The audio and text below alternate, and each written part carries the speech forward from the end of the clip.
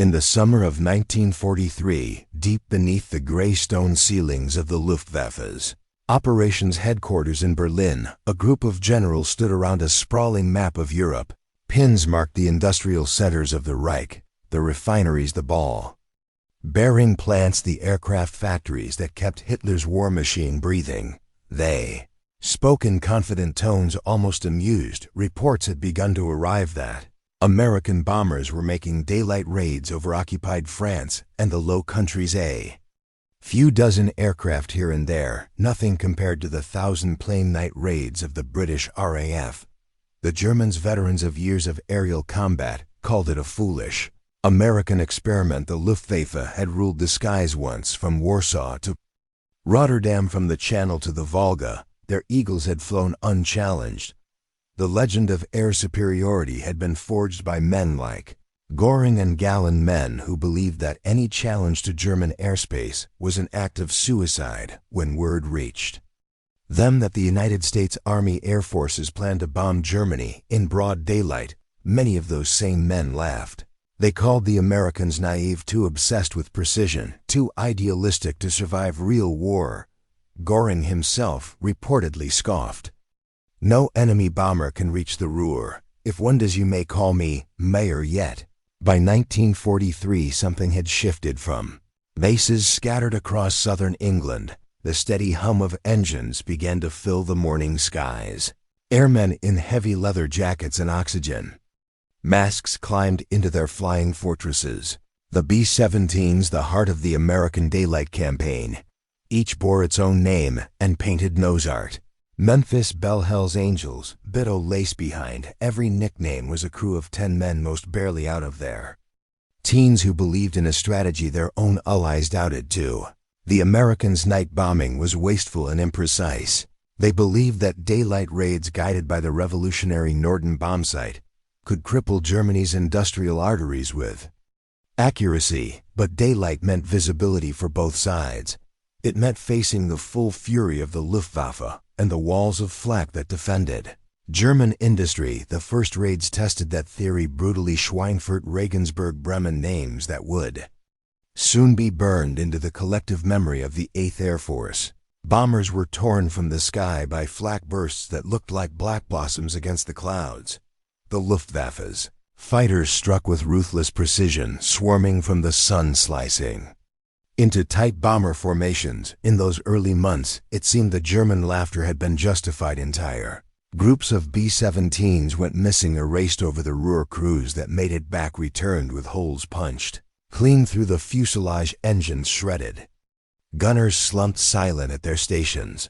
The cost was staggering sometimes. 25 to 30% losses in a single mission. In Berlin, reports of these victories only fueled arrogance. The German high command began to see the American air war as a futile effort. The official communiques spoke of reckless raids, masses of enemy aircraft shot down, and the invincibility of the Reich's flak defenses. But beneath the propaganda, the numbers began to whisper another story. Every week more bombers came. Every week the formations grew larger. Each raid seemed more organized, more determined, more coordinated than the last. The Americans did not stop. They replaced every downed crew, every lost machine, and returned to the same skies again and again. German officers started to notice something that unsettled them: the rhythm of the raids. The Americans flew on schedule, as if guided by an unbroken resolve. By late 1943, the Luftwaffe's interception squadrons were being stretched thin. Their pilots, once veterans, were now being joined by boys barely old enough to shave. Aviation fuel was dwindling, the replacement planes coming off. German assembly lines could not keep pace with losses, and the enemy was changing. From English airfields now came not just B-17s, but an even deadlier companion, the sleek long-range P-51 Mustang, the escort fighter that could finally accompany bombers all the way to Germany and back. The Luftwaffe's proud hunters found themselves hunted. By the end of the year, the laughter in Berlin had begun to fade. They had mocked the daylight raids, mocked the clumsy American giants, and dismissed the notion that the Reich itself could ever be threatened from the air. But now in the gray skies over Western Europe, a new reality was forming, one that no propaganda could silence. For the first time, German civilians heard the drone of engines that would not stop. Towns like Münster, Kassel, and Frankfurt began to feel the weight of American bombs. Firestorms swept through the industrial heartland. In the officers' mess halls, the jokes about American courage stopped. The generals still boasted in public, but privately their faces hardened. They had seen reconnaissance photos, entire squadrons of bombers moving in formations that seemed to fill the sky. If this was merely the beginning, they wondered, what would happen when America reached its full power? The answer was coming, carried on the wings of 2,000 bombers. Across the Atlantic, far from the fire-blackened skies of Europe, the United States was awakening its sleeping giant. When America entered the war in 1941, its air power was a theory more than a force. But in just 2 years, through sheer industrial will, the nation transformed itself into the largest aviation producer in history. Factories in Seattle, Fort Worth, and Long Beach roared day and night. Conveyor belts stretched for miles, rolling out aircraft faster than the axis could destroy them. In 1943 alone, the United States produced over 86,000 aircraft, a number so staggering that even German intelligence analysts refused to believe it. And at the heart of this production line was a machine that embodied the American philosophy of war. The Boeing B-17 Flying Fortress. The B-17 was not the fastest bomber, nor the largest, but it was a fortress in the sky built to take punishment and keep flying, with 4 powerful Wright Cyclone engines, a wingspan of 103 feet, and 1350 caliber machine guns. It was both a weapon and a statement. Each crew member, pilot, co-pilot, navigator, bombardier, gunners, was part of a tightly knit organism that could defend itself from all directions. Germans soon learned that shooting one down was not easy. From the fields of East Anglia and the cloudy coasts of Norfolk, formations of B-17s began rising in the morning haze like migrating giants.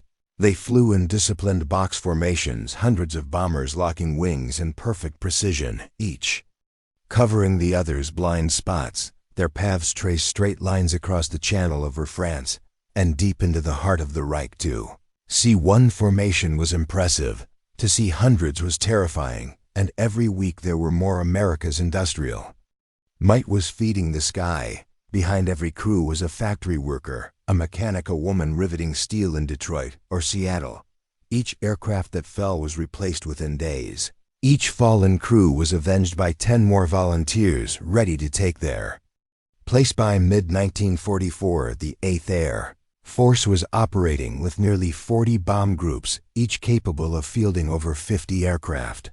The skies of southern England became a living organism of aluminum and fire. British civilians woke each morning to the cover of southern England became a living organism of aluminum and fire. British civilians woke each morning to the same deep thunder, the engines of hundreds of B-17s and B-24 Liberators, warming up for another day's mission. American commanders knew that the Daylight Campaign had reached a turning point. The losses of 1943 had been horrific. Too many young men lost to flak and Messerschmitts, but now with the arrival of long-range escorts like the P-51 Mustang, the equation was shifting. P-51 could fly from England to Berlin and back, escorting the bombers every mile. Its speed, agility, and range made it the Luftwaffe's nightmare. Suddenly the German fighters that had once attacked in confidence now had to fight just to survive. General Jimmy Doolittle, who had once bombed Tokyo in 1942, now commanded the 8th Air Force. His new strategy was ruthless and simple: destroy the Luftwaffe in the air and on the ground. Every German plane that took off to challenge the bombers would be hunted. Every airfield, every fuel depot, every factory producing aircraft parts would be erased. The American offensive was no longer just about bombing targets. It was about breaking the very backbone of German air power. The results were devastating. In early 1944, the Luftwaffe still fielded some of its most experienced aces, men like Walter Dahl, Adolf Galland, and Heinz Bahr. They were legends, flying sleek Messerschmitt Bf 109s, and Focke-Wulf 190s. But even they could not stem the tide. For every German pilot who fell, there were fewer replacements. For every plane shot down, another could not be built fast enough. Meanwhile, the Americans grew stronger. The 8th Air Force learned from every mission, adjusting tactics, refining formations, synchronizing escort patterns. Crews that survived more than 20 missions became living encyclopedias of combat survival. By the spring of 1944, the skies over Germany had become a one-sided battlefield. In Berlin, German generals, who had once joked about reckless American daylight bombing, began speaking in whispers.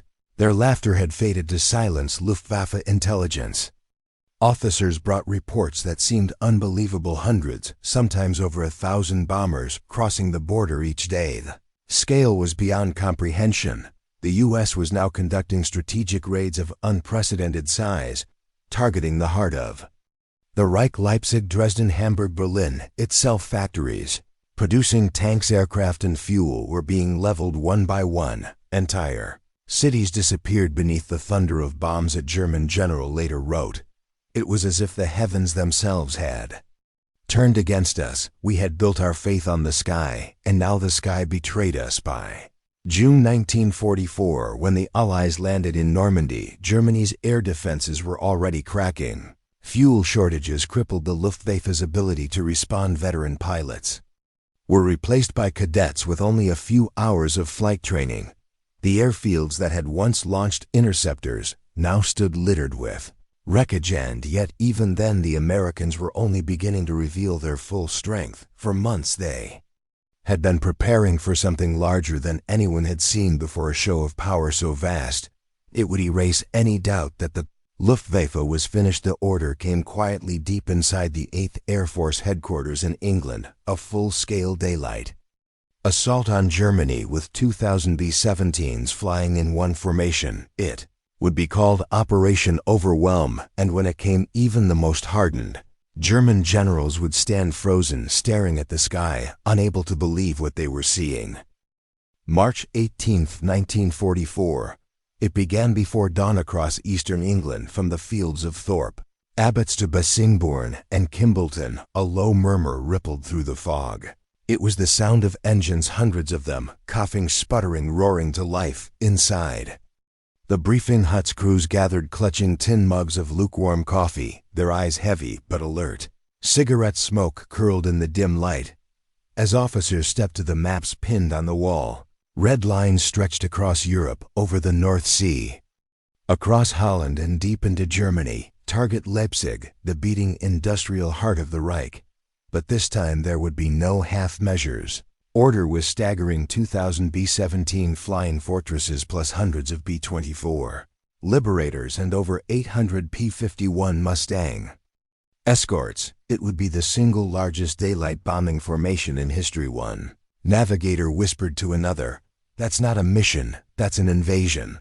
Launch at 0600, the first aircraft began to roll. The runway shimmered with early frost. The heavy bombers lumbering forward one by one. Their 4 engines churned the mist into a gray storm. Soon every airfield in East Anglia echoed with the same metallic rhythm, propellers spinning, throttles pushing forward, the air vibrating with raw power. A farmer standing near a hedgerow outside Norwich later recalled the earth itself seemed to shake. "I looked up and the sky was filled with wings." It went on for an hour, a never-ending roar. Formation after formation rose, circling slowly into altitude, joining others until the sky turned into a vast latticework of glinting silver. From below, it looked like a moving city, the largest armada of metal ever assembled in the air. 2,000 bombers, each carrying 4,000 to 6,000 pounds of explosives, each crewed by 10 men, 20,000 airmen in total. Above them, the long, sleek silhouettes of Mustangs formed a shimmering shield. The American 8th Air Force had turned the morning sky into a weapon. The German reaction hundreds of miles away, in a bunker outside Hanover. Luftwaffe radar operators picked up the first signals, a massive wave approaching from the west. At first they assumed the equipment was malfunctioning. The blips on the radar were too dense, too large, covering nearly half the screen within. Minutes panic rippled through the command network, phones rang in Berlin air. Defense controllers scrambled, fighter wings were ordered to their aircraft. Major General Joseph Schmid, chief of Luftwaffe intelligence, was summoned to the operations room. He stared at the radar display in disbelief. "That can't be right," he muttered. "No one sends that many." But it was real. The alarm spread across Western Germany. Sirens wailed in Leipzig, Hanover, and Magdeburg. Anti-aircraft crews scrambled to their guns. Civilians ran for the shelters, and then they saw it. The sky turns to steel at 10:45 a.m. The first formations appeared over the Rhine. The sun caught their wings, turning the sky into a river of silver. They flew so high, so steady, that for a moment it seemed unreal, as if a wall of clouds had taken form and moved with purpose. From the ground, the contrails stretched from horizon to horizon, thick white ropes crossing the heavens. A German officer stationed in near Kassel later recalled, "We looked up, and the entire sky was full. It was not squadrons, it was continents of bombers. You could not see blue between them. Just engines, wings, and the endless thunder and bunkers across." The Reich generals who had once mocked the Americans sat in stunned silence. General Hans-Georg von Seidel, Luftwaffe High Command, reportedly whispered, "If this is what they can send in one day, then the war is already lost." The interception. But the Germans did not surrender the skies without a fight. From airfields near Munster and Braunschweig, over 400 Luftwaffe fighters took off Messerschmitt Bf 109s, Focke-Wulf 190s, even a few of the new Me 410 twin-engine interceptors. They climbed hard, cutting contrails through the cold March air, heading straight toward the approaching bombers. The first clashes began at 11:30 am. From the lead formation of the 91st Bomb Group, Lieutenant Charles Red Morgan saw black specks rising fast below. He called over the intercom, "Bandits, 6 o'clock low, dozens of them." The bombers tightened. Formation turrets swiveled. Dozens of 50 caliber guns opened up, stitching the air with bright tracer lines. Then came the Mustangs, like hawks descending on prey. The P-51s dived through the German formations, tearing them apart. Dogfights erupted at 20,000 feet, silver and gray. Aircraft twisting, firing, exploding in flashes of fire. The radio waves filled with chaos. "I've got one on my tail." Splash 190. Haze burning. Haze burning. In less than 30 minutes, the German attack collapsed. The surviving fighters dove away, their fuel nearly gone above them. The bombers flew on, unwavering, unstoppable. Bombing run at 12:15.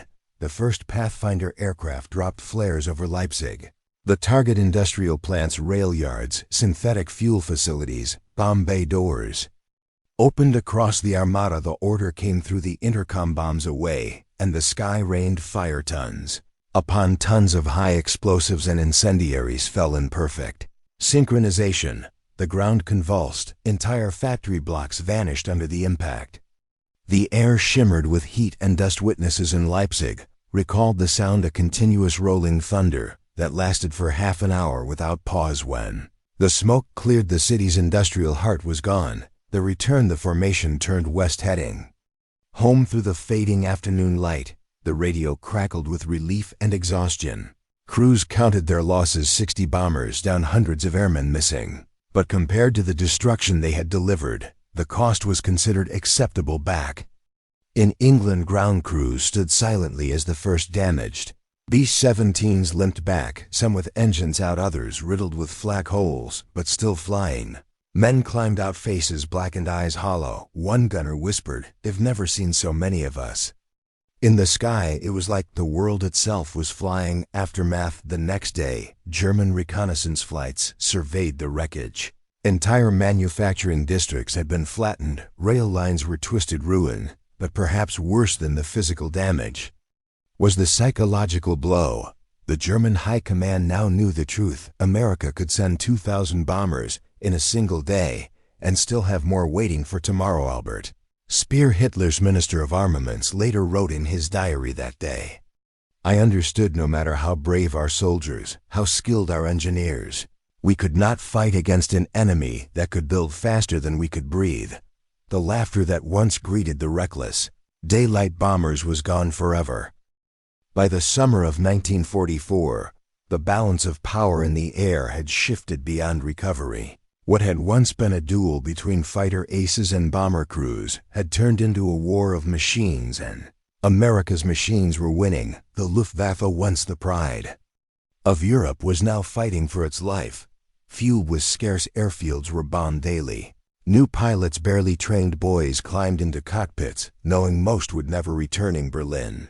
The corridors of power had grown silent. The optimism that had carried Germany through the Blitz years was gone, replaced by a quiet, bitter realization. Every morning new reconnaissance reports arrived, and every morning the maps told the same story. City after city, factory after factory reduced to ash. The strategy of destruction. General Karl Spaatz and his commanders in the U.S. 8th Air Force had refined their mission. No longer just about morale, it was about crippling Germany's war machine at its source: synthetic fuel plants, ball-bearing factories, oil refineries.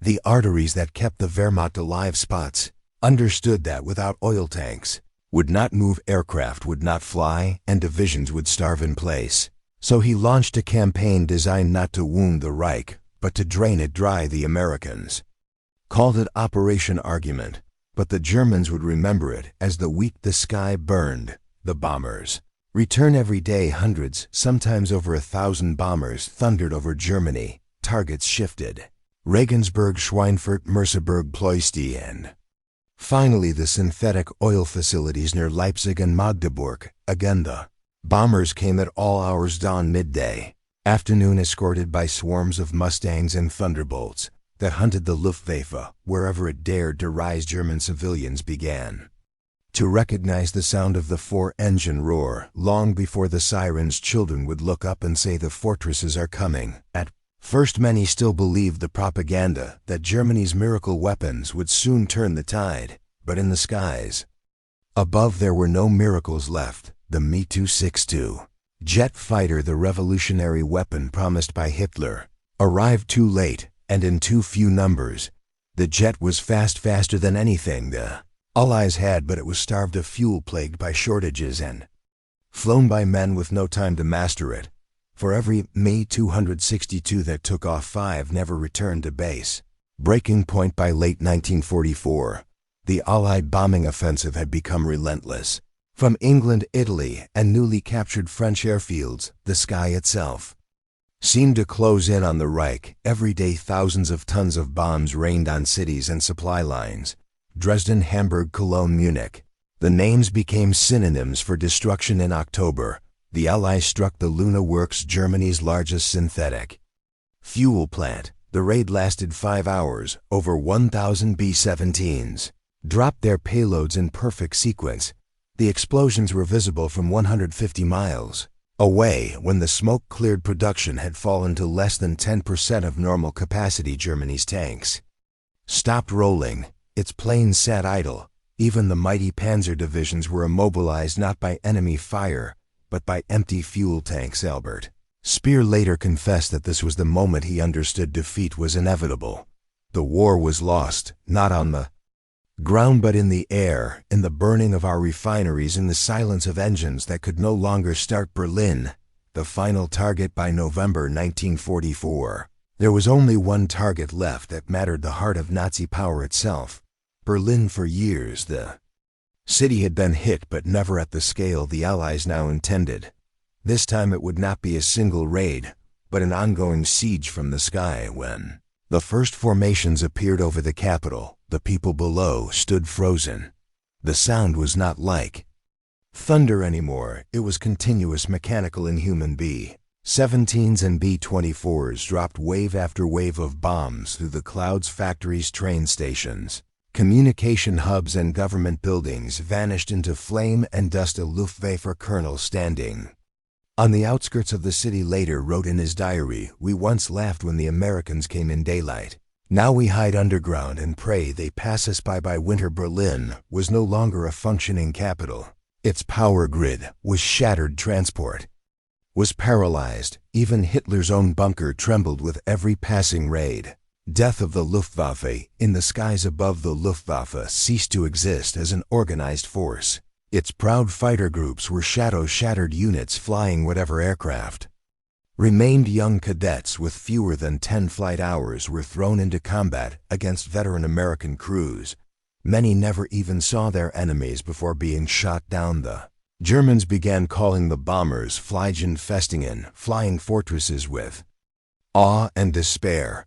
It wasn't just the name of the aircraft, it had become a symbol of the unstoppable American machine. By December, Allied air superiority was total.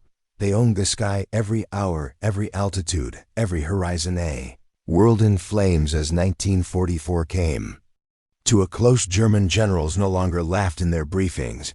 They no longer boasted about shooting down 100 bombers a day. They simply watched as the world they had built, the factories, the cities, the illusions, burned to ash beneath the wings of their enemy. One officer wrote bitterly in his journal, "They have made war without mercy, and they have done it with mathematics. Their strength is not courage but calculation, and yet it is that calculation that will bury using the ruins of Hamburg and Essen amid the rubble of shattered homes and silent streets." Germany finally faced what it had mocked for years, the terrible mechanical wrath of the American bomber fleet. Laughter that began the war had turned into silence, and above that silence the sky still roared. By the beginning of 1945, Germany was a landscape of ruins from the North Sea to the Alps. Smoke rose from what had once been cities, now nothing more than skeletons of stone. The once proud Reich, built on dreams of domination, had been buried beneath its own ambitions, and above the wreckage, the sky, that vast domain once claimed by the Luftwaffe, now belonged entirely to the Americans. Every day waves of B-17s and B-24s crossed the borders unchallenged. There were no more interceptors to meet them, no more radar networks functioning, no more fuel to launch a counterattack in Berlin. A few surviving generals gathered around a dim table in the Air Ministry. Their faces were drawn, their uniforms faded on the wall. The latest reconnaissance photos showed nothing but blackened ground. The young adjutant whispered, "What do we have left to defend?" No one answered. The end of the Luftwaffe.